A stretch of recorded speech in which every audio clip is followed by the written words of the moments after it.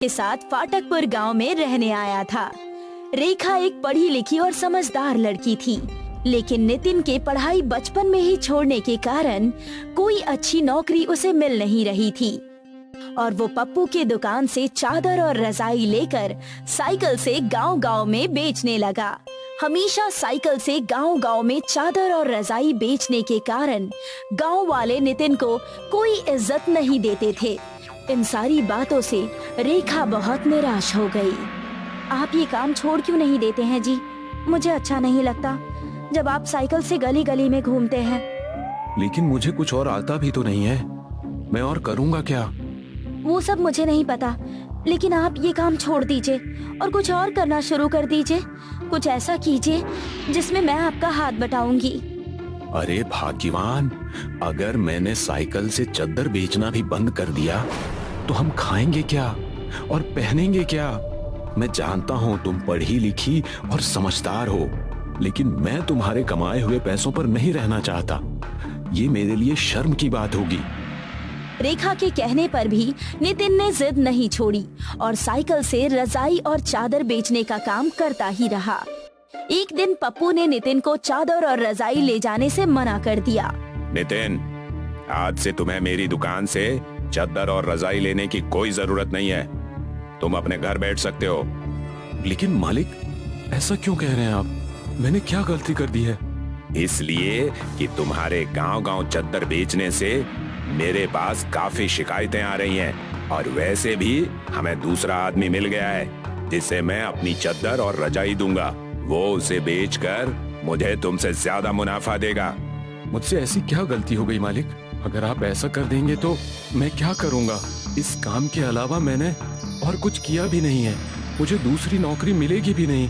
अब इसमें तुम्हारी मैं कोई मदद नहीं कर सकता। अपना ध्यान रखना। नितिन हताश और परेशान होकर अपने घर चला गया। घर जाकर उसने सारी बातें अपनी पत्नी रेखा को बताई। कोई बात नहीं जी, मैंने आपसे पहले ही कहा था कि आप इस चीज को छोड़ दीजिए। अगर आप तभी मेरी बात सुन लेते तो आपको ये सब नहीं भुगतना पड़ता। तुम सही कह रही हो भाग्यवान, उस दिन मुझे तुम्हारी बात मान लेनी चाहिए थी। नितिन को निराश देखकर रेखा किचन से खीर लेकर आई और कहने लगी, मैंने आज आपकी पसंद की खीर बनाई है जिसे खाकर आप बेहद खुश हो जाएंगे। अच्छा, जरा चखाओ तो, कैसी बनी है? नितिन रेखा से खीर लेकर खाने लगता है। तभी उसके दिमाग में एक आइडिया आता है। वो खीर का व्यापार करने की सोचता है। अरे भाग्यवान, एक बात कहूँ, क्यों ना हम खीर का व्यापार करें? तुम इतना अच्छा खीर बनाती हो, हम इस बात का फायदा उठाएं। बस इसके लिए हमें कुछ पैसों की जरूरत होगी, लेकिन हम कमाई अच्छी करेंगे। आपने तो मेरे मन की बात कह दी जी। मैं कब से चाहती थी कि हम दोनों मिलकर कुछ करें। कुछ पैसे हैं हमारे पास जिससे हम ये व्यापार शुरू कर सकते हैं। हम कल से ही खीर बनाकर बेचना शुरू कर देंगे। और अगले ही दिन नितिन और रेखा ने खीर की दुकान खोल दी। पहले ही दिन उनकी बिक्री बहुत अच्छी हुई। लोग जी भर कर खीर खाते और नितिन को मुनाफा भी होने लगा। हमारी तरकीब काम कर गई लगता है। मैंने जीवन में पहली बार खुद से कुछ करने की कोशिश की और सफल हो गया। भगवान करे कि ऐसे ही हमारा मुनाफा बढ़ता रहे। आखिर आपके साथ मैं जो हूँ। चलिए अब आप दूध लेकर आइए, हमें कल की दुकान के लिए सामान भी खरीदना है। नितिन दूध लाने रमेश की दुकान पर जाता है। रमेश के दूध की दुकान पर जाते ही वो देखता है कि वहाँ पर उसका पुराना मालिक पप्पू भी है, जो रमेश का बहुत अच्छा दोस्त है। अरे नितिन भैया, आओ, बताओ आज कितना दूध चाहिए? जी, मुझे 20 लीटर दूध चाहिए। 20 लीटर दूध? तुमने अब दूध का कारोबार शुरू कर दिया क्या? नहीं रमेश जी, मैं और मेरी पत्नी हम इस दूध का खीर बनाकर बेचते हैं। इतना कहकर नितिन दूध लेकर अपने घर चला गया, लेकिन पप्पू को ये बात हजम नहीं हुई। वो रमेश के साथ मिलकर षड्यंत्र रचने लगा। ये 2 कौड़ी का इंसान आज इतना दाव दे रहा है। कुछ ही दिन पहले मैंने ही इसे नौकरी से निकाला था, आज मेरे सामने इतना दाव दिखाकर चला गया। ये दोनों पति पत्नी मेहनत कर रहे हैं। पहले 5 लीटर दूध के खीर बनाया करते थे, उसके बाद 10, और अब 20। दिन ब दिन मेरे दूध की बिक्री तो अच्छी हो रही है। पप्पू रमेश से नितिन की तारीफ सुनकर जलने लगता है। तो तुम सिर्फ दूध ही बेचते रहोगे या खुद भी कुछ करोगे? मैं तो कहता हूँ तुम खुद के खीर का व्यापार शुरू कर दो। मैं तुम्हें पैसे दूंगा। और मेरा एक निठल्ला बेटा भी है जो आजकल कुछ नहीं कर रहा है। वो भी तुम्हारे इस व्यापार में मदद करेगा। सोच तो तुम्हारी अच्छी लग रही है और मेरी मंजूरी भी है, लेकिन मुनाफा आधा आधा ही रहेगा। पप्पू के कहने पर रमेश उसकी बात मान गया और उसने पप्पू के बेटे राजू के साथ मिलकर एक खीर की बड़ी सी दुकान खोल ली और व्यापार करने लगा।